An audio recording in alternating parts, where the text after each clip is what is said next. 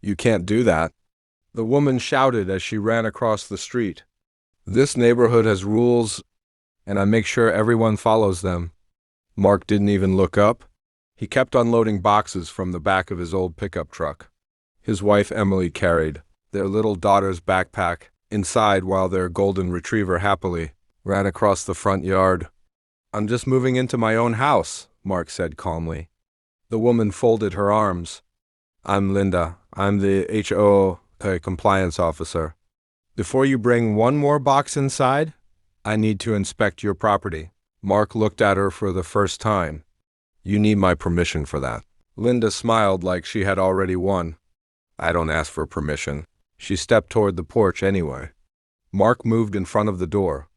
This is private property. Neighbors slowly came outside. Some watched from their windows. Others stood quietly on the sidewalk. Nobody said a word. It looked like they had seen this before. Linda pulled out her phone and started recording. Everyone needs to see what kind of people are moving into our neighborhood, she said loudly. Emily held their daughter's hand tighter. The little girl whispered, Mom, why is that lady filming us? Emily forced a smile. Everything will be okay. Linda pointed her camera straight at the child. Mark's face changed. Stop recording my family. I'll record whatever I want, Linda answered. If you don't like it, maybe you picked the wrong neighborhood. Then she walked away, but she didn't stop recording.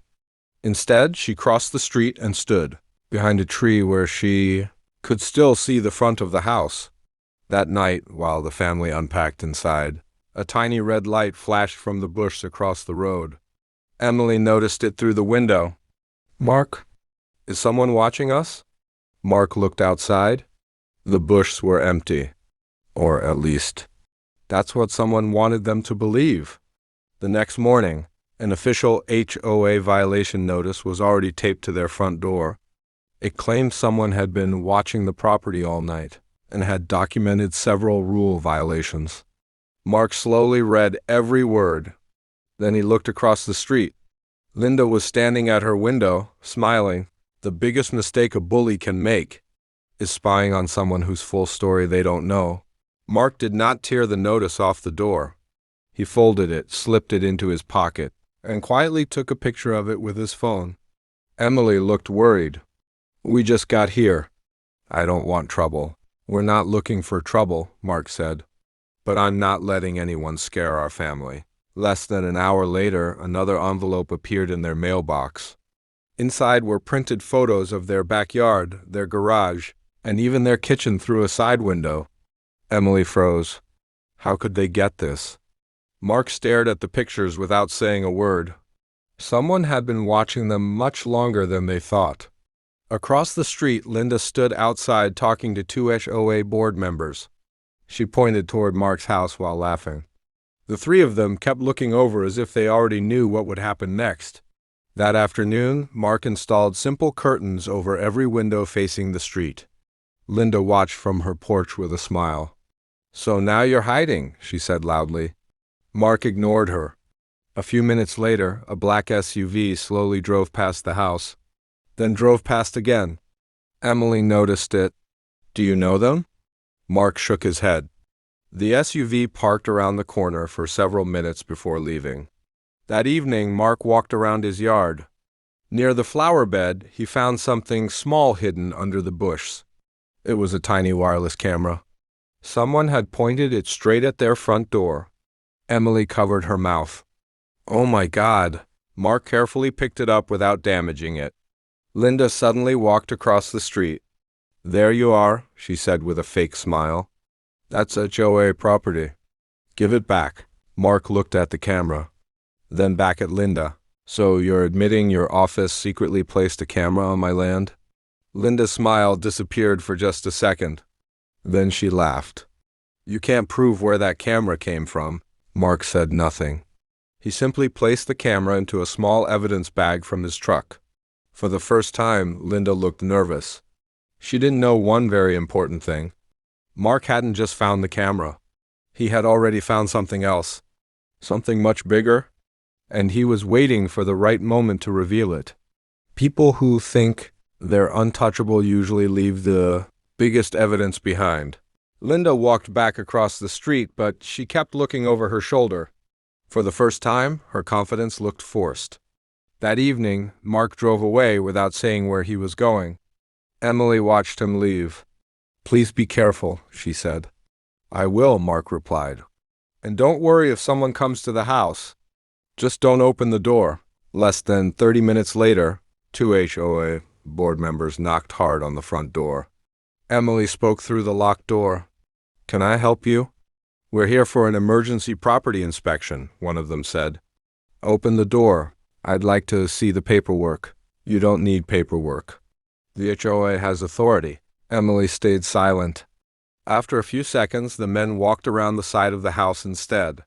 They started looking through the fence, taking pictures and whispering to each other.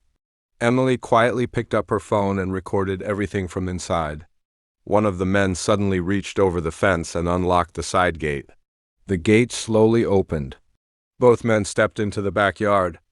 At that exact moment, Emily spoke through a small speaker connected to the security system. "You're trespassing. Leave my property now." The two men jumped.